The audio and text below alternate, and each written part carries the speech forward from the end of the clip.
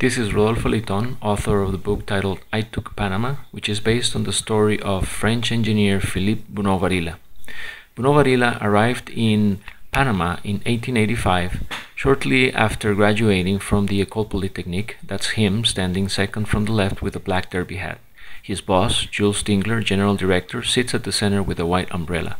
He arrived in Panama, Philippe, following the example of his idol, Ferdinand de Lesseps, who had successfully built the Suez Canal in Egypt and was president of the Panama Canal Company. When he arrived, he was in for a big surprise.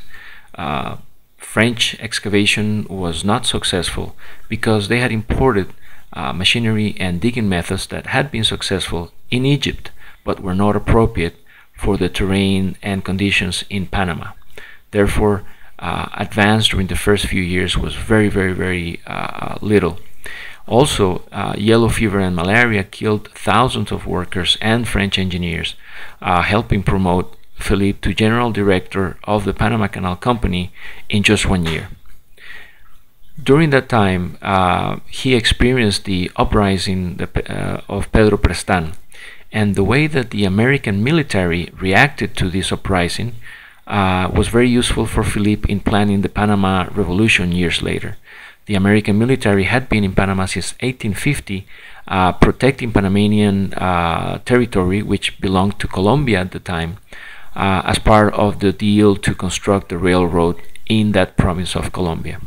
Another important event during Philippe's stay in Panama was the visit of Ferdinand de Lesseps.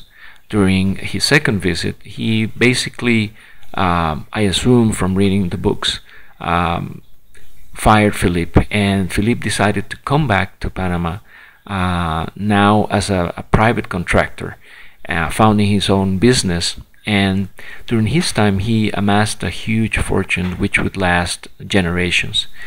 He achieved great improvements which were copied by other companies, and his company was very successful. He would use this money later in life to help promote the idea of somebody finishing the Panama Canal, somebody finishing the grand idea of Ferdinand de Lesseps.